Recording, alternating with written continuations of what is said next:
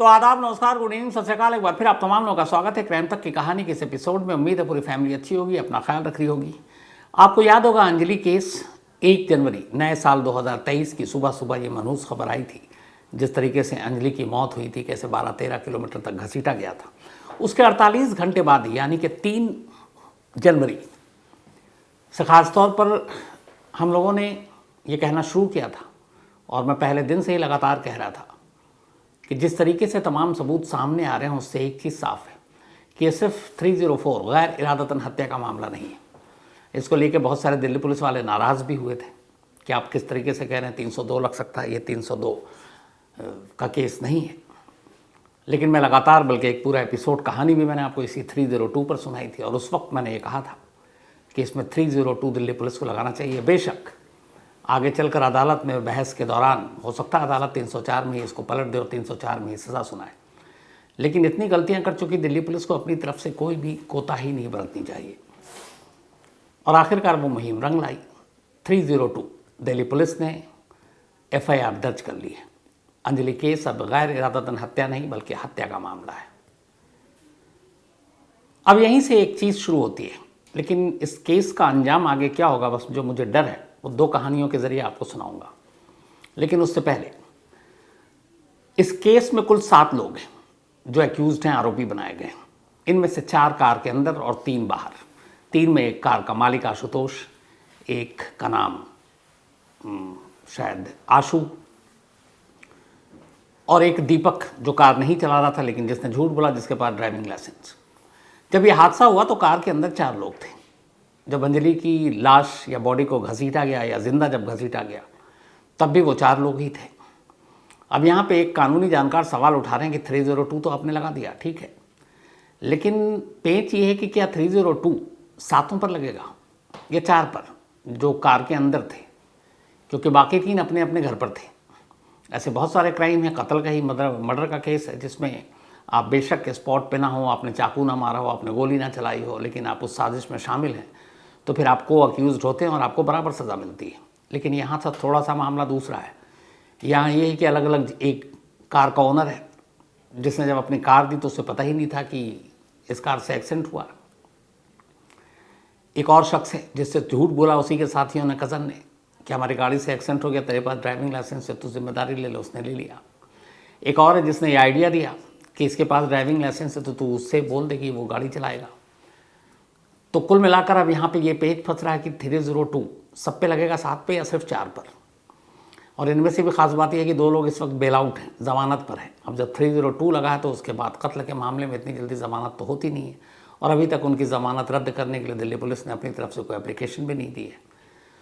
तो बहुत मुमकिन है यही हो कि शायद जो कार के अंदर 4 लोग सवार थे उन्हीं के ऊपर 302 हो, बाकी को अलग सेक्शन में ही घेरा जाए।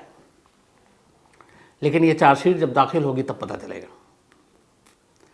तो दिल्ली पुलिस ने पहला काम तो कर लिया। अब भले ही अपनी साख को बचाने के लिए और दबाव में दिल्ली पुलिस ने किया है, लेकिन यह काम पूरा नहीं हुआ है। ऐसे सैकड़ों हज़ारों केस हैं दिल्ली पुलिस के, जिसमें कमज़ोर केस खड़ा करने के चक्कर में दिल्ली पुलिस ने शुरुआती जांच में जो कोताही बरती, अदालत में वो केस वो हार गई। कितने केस के ऐसे नाम बताऊं। तो इस केस का भी अंजाम अगर वैसा ही हुआ तो फिर दिल्ली पुलिस की फजीहत होगी। लेकिन अगर इस केस में एक रोड एक्सीडेंट में जिस तरीके से अंजलि की मौत हुई, पहले लोअर कोर्ट यानी निचली अदालत, इसके बाद हाई कोर्ट और फिर सुप्रीम कोर्ट, क्योंकि ये केस सुप्रीम कोर्ट तक तो जाना ही जाना है दोनों सूरत में।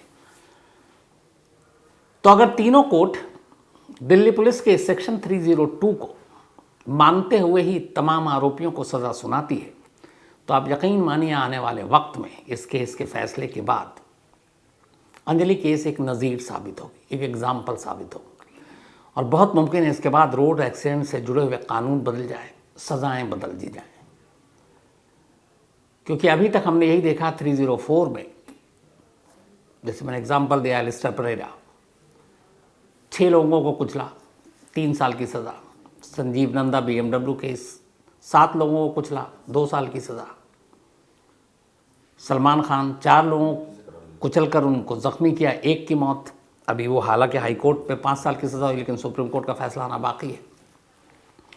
ऐसे जितने भी केस उठाएं 3 से 5 साल से ज़्यादा सज़ा नहीं है।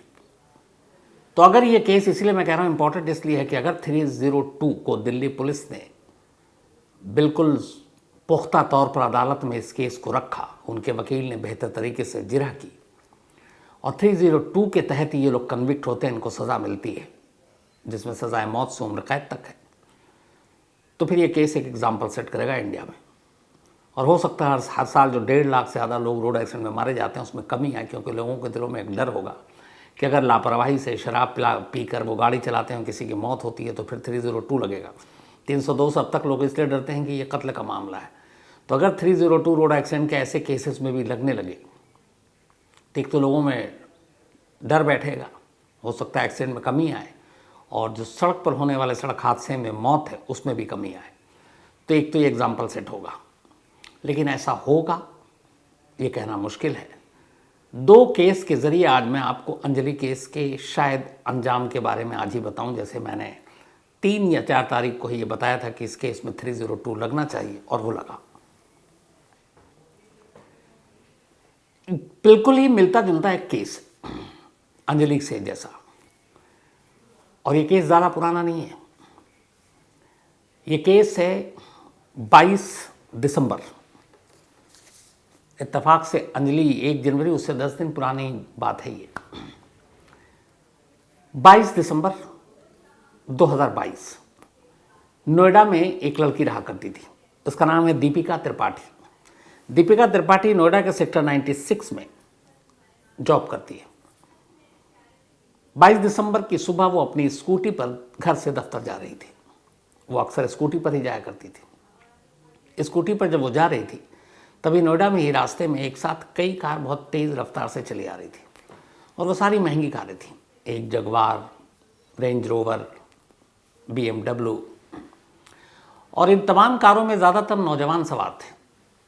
एक तरह से ये लोग बहुत दिल्ली और नोएडा, और ये Noida express way, Yamuna express way, ये चौड़ी सड़कें हैं, ट्रैफिक इतना ज़्यादा नहीं होता बाकी जगहों के मुकाबले। तो यहाँ पे अर्ली मॉर्निंग या शाम को या देर रात बहुत सारे ऐसे शौकीन लोग होते हैं जो कार का रेस लगाते हैं, इवन बाइक का भी। तो वो बड़ा ख़तरनाक होता है, जो उनकी स्पीड होती है 140, 50, 60, 100 के ऊपर।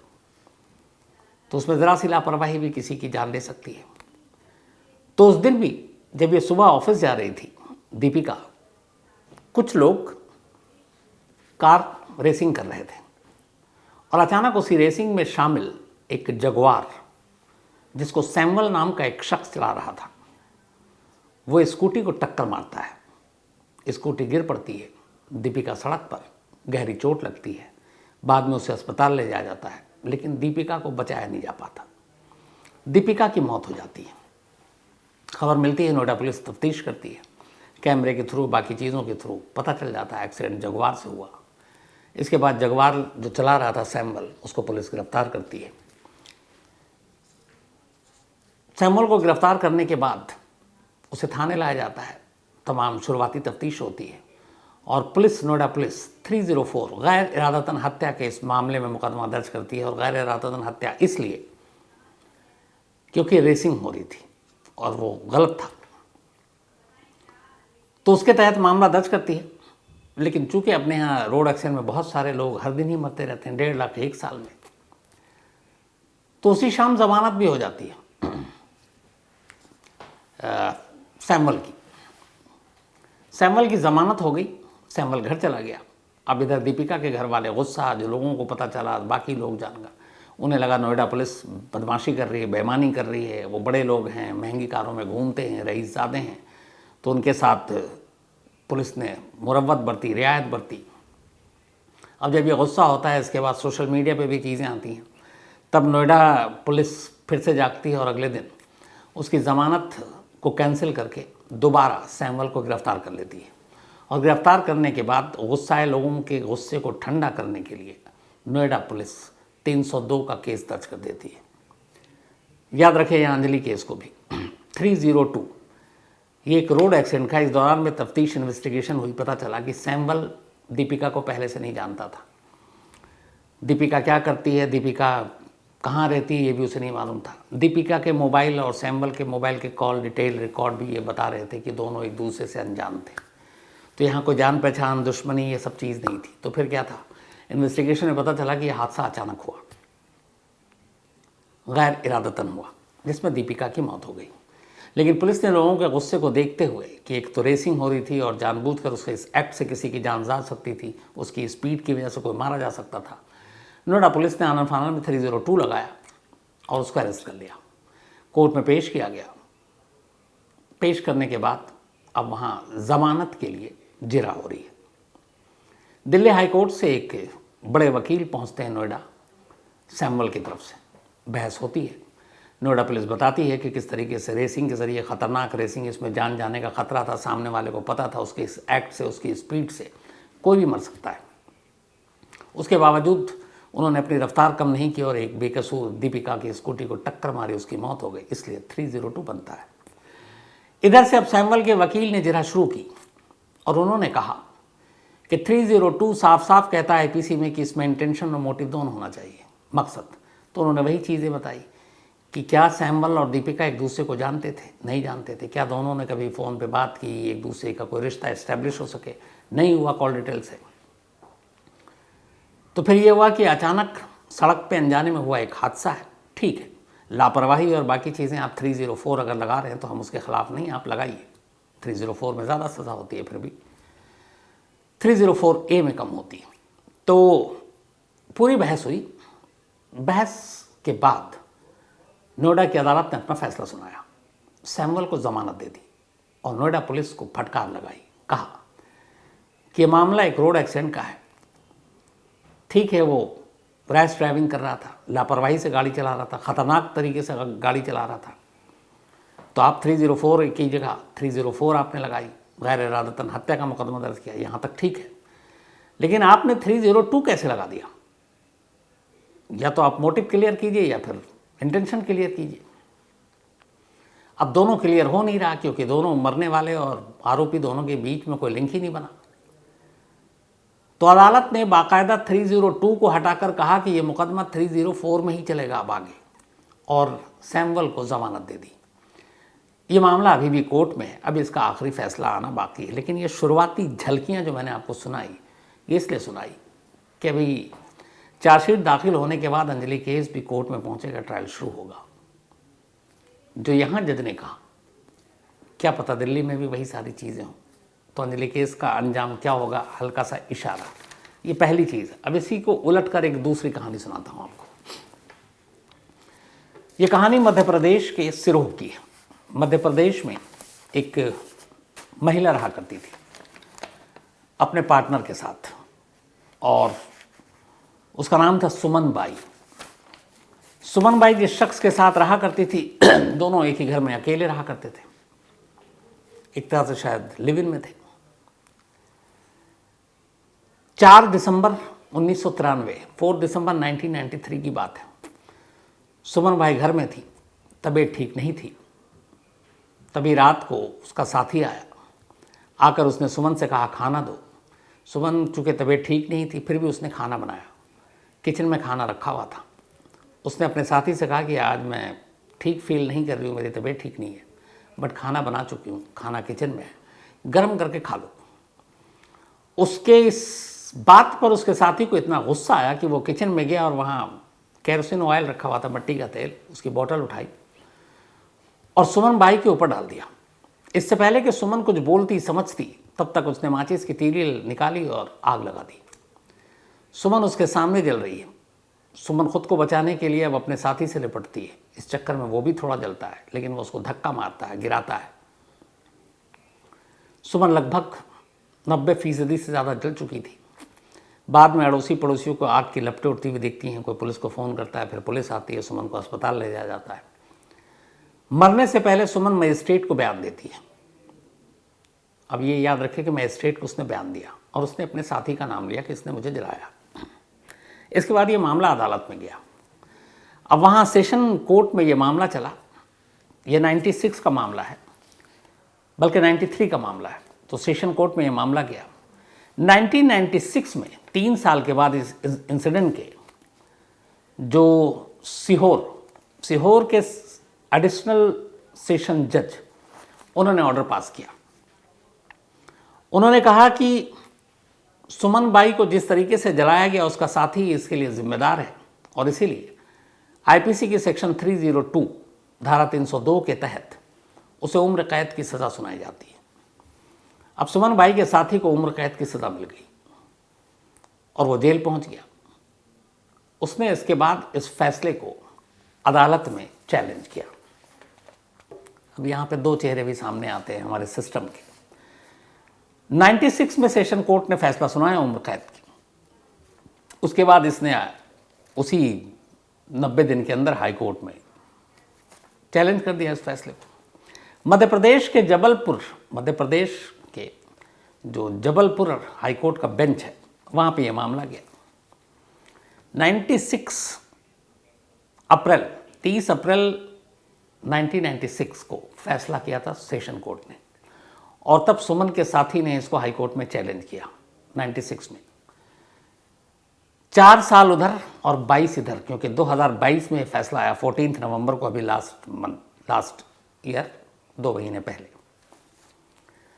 तो करीब 22 और 4 26 साल तक जबलपुर हाई कोर्ट में ये मामला पड़ा रहा। 26 साल बीत गया। सेशन कोर्ट ने उम्र कैद की सज़ा दी थी। 26 साल के बाद मध्य प्रदेश के हाई कोर्ट जबलपुर बेंच अपना फैसला सुनाती है। फैसला ये कि 4 दिसंबर 1993 को जो कुछ उस कमरे में हुआ सुमन बाई और उसके साथी के साथ, उसमें सेशन कोर्ट ने 302 के तहत सुमन बाई के साथी को उम्र कैद की सज़ा सुनाई। वो फैसला गलत था, वो धारा गलत थी। हाई कोर्ट की बेंच ने कहा, इस बेंच में बाकायदा जस्टिस सुजय पॉल और जस्टिस प्रकाश चंद्र गुप्ता, इनकी खंडपीठ थी, 2 जजों की। तो हाईकोर्ट के इन 2 महानुभावों, इन 2 जजों ने अपने फैसले में कहा कि उस रात सुमन बाई का साथी घर आता है, खाना मांगता है। इससे पहले घर आने से पहले तक दोनों के बीच सब कुछ ठीक था, कोई लड़ाई झगड़ा भी नहीं हुई। रात को जब वो आया और उसने खाना देने से मना किया और ये कहा कि तुम खुद गर्म करके खा लो, तो उसे अचानक गुस्सा आया, अचानक। और इस गुस्से में अचानक कुछ और बात हुई और बहस हो गई और उसने केरोसिन ऑयल निकाला, उठाया और सुमन बाई पे डाल दिया और आग लगा दी। इसका मतलब ये हुआ कि उसने जो कुछ किया सब कुछ गुस्से में किया, और न सिर्फ गुस्से में किया बल्कि अचानक किया। तो जब उसने गुस्से में किया और अचानक किया तो पहले से प्लान नहीं था। तो जब पहले से प्लान नहीं था तो फिर इसका मतलब है कि ये 302 के लिए केस फिट ही नहीं है। ये सब कुछ सडनली हुआ और बिना सोचे समझे हुआ, गुस्से में, आवेश में हुआ। तो ऐसे केस में 302 नहीं बल्कि 304 लगना चाहिए, क्योंकि उसने इससे पहले सोचा ही नहीं था कि मुझे मारना है। उसकी एक एक्ट से कि खाना नहीं देंगे, उसे गुस्सा आया और उसी वक्त उसने फैसला किया और उसी वक्त आनन फानन में उसने आग लगा दी। तो निचली अदालत ने यह फैसला गलत सुनाया। इस पूरे केस को 302, और पुलिस ने भी ये जो केस है इसको गलत सेक्शन में दर्ज किया। पुलिस को भी इसमें शुरू से ही 304 का सेक्शन लगाना चाहिए था, ना कि 302 का। तो हाईकोर्ट ने निचली कोर्ट के फैसले को बदलते हुए 302 की धारा हटाई और 304 लगाते हुए सुमन बाई के साथी को 10 साल कैद की सज़ा सुनाई। और वो 10 साल से ज़्यादा ऑलरेडी सज़ा काट चुका था, क्योंकि उसे उम्र कैद मिली थी। तो ये 2 कहानी इसलिए आपको बताई। पहली नोएडा की, जो लेक सेम लगभग, क्योंकि अंजलि भी स्कूटी पे थी, यहाँ पे दीपिका भी स्कूटी पे थी। यहाँ जगवार ने मारा, वहाँ बलेनो ने मारा। यहाँ पे 302, 304 के बाद लगा नोएडा में। अंजलि केस में भी 304 के बाद 302 लगा। वहाँ कोर्ट ने पहली हियरिंग में ही 304 को लगाकर 302 को खारिज कर दिया। यहाँ अभी हियरिंग और ट्रायल शुरू होना है। दूसरा एमपी, जहाँ पुलिस ने थ्रू आउट 302 के केस पे मुकदमा लड़ा, ट्रायल कोर्ट ने फैसला भी सुनाया निचली अदालत ने, लेकिन हाई कोर्ट ने 302 को पलटकर 304 कर दिया। तो 304 का 302 होना और 302 का फिर 304 होना, दोनों पहलू आपको मैंने सामने रख दिया। ये 2 केस, क्या ये 2 केस हमें इशारा दे रहे हैं कि अंजलि केस का आगे क्या होगा कोर्ट में? ये बड़ा मतलब जानने, देखने और समझने वाली चीज़ होगी। तो हम सबकी निगाहें जब ये ट्रायल शुरू होगा उस वक्त पर हैं, और देखते हैं इस केस में आगे क्या होता है। तो फिलहाल इतना ही कहानी में, लेकिन ख़त्म करूं उससे पहले वही अपना सिलसिला। आज मनोज जी इनका बर्थडे है, तो हैप्पी बर्थडे मनोज जी। और ये अनुष्का के पिताजी हैं, फादर हैं। Thank you so much Anushka, और इस मेल के लिए भी। इसके अलावा रवि उपाध्याय, इनका भी आज जन्मदिन है, तो हैप्पी बर्थडे रवि। और शिल्पी, खुशबू और नीरज ने भेजा है। साथ ही सूरज कुमार, इनका भी आज बर्थडे है, हैप्पी बर्थडे सूरज, और इन्होंने कहानी की फरमाइश भी की है। इसके अलावा आमिया वशिष्ठ, इनका भी आज जन्मदिन है, तो हैप्पी बर्थडे आमिया। साथ ही नेहा यादव, इनका भी आज बर्थडे है, तो हैप्पी बर्थडे नेहा। और ये निशु यादव ने भेजा, उनके सिस्टर हैं। दीक्षा रघुवंशी, इनका भी आज जन्मदिन है, तो हैप्पी बर्थडे दीक्षा। और राज रघुवंशी ने भेजा है। साथ ही जनार्दन आशुतोष शर्मा जी के जो भाई हैं, उनका आज बर्थडे है, और इन्होंने कई मेल लिख दिए, बट जनार्दन साहब आपने एक भी मेल में अपने उस भाई का ही नाम नहीं लिखा जिसके भाई का, जिनका बर्थडे है और जिनको आपने कहा था कि विश करें। खैर कोई बात नहीं। तो जनार्दन साहब, आपके भाई को बहुत बहुत जन्मदिन की बधाई। इसके अलावा रुखसाना का भी आज जन्मदिन है, तो हैप्पी बर्थडे रुखसाना। और ये अनुप्रिया ने भेजा, उनके दोस्त हैं। साथ ही प्रीकू का भी आज जन्मदिन है, तो हैप्पी बर्थडे प्रीकू। और ये राजेश बतकोती जी के बेटे हैं। नाजिमा का भी आज जन्मदिन है, और साथ ही नगमान का भी। तो ये दोनों, आप दोनों को बहुत बहुत मुबारक बधाई, नाजिमा और नगमान। और ये नदीम एंड शगुफ्ता ने भेजा है। इसके अलावा शफीकुर रहमान ख़ान, इनका भी आज जन्मदिन है, तो हैप्पी बर्थडे शफीक। और यास्मीन ख़ान जी के भाई हैं ये। साथ ही मोहम्मद इमाल शम्स, इनके सिस्टर का भी आज जन्मदिन है, तो हैप्पी बर्थडे इमाल साहब। अपने सिस्टर को बोलेगा, आपने भी नाम नहीं लिखा। इसके अलावा Sonam Thakur, thank you so much, और इन्होंने कहानी की फरमाइश की है। मोहम्मद इरशाद खान, सोनू कुमार पुणे से हैं, और थैंक यू सो मच आपके मेल के लिए। राज राव, आपका भी शुक्रिया। इसके अलावा जावेर मलिक, एक कहानी की फरमाइश की है। राजवीर ने भी एक कहानी की फरमाइश की है। साथ ही Manjesh Chaurasia, thank you so much आपके मेल के लिए। इसके अलावा सुमन प्रजापति जी, थैंक यू, और अब आपकी शिकायत दूर भी हो गई होगी सुमन जी। तो आज कहानी में इतना ही। अब आपसे मुलाकात होगी कल रात 9 बजे किसी नई कहानी के साथ। तब तक अपना ख्याल रखिएगा। Thank you very much.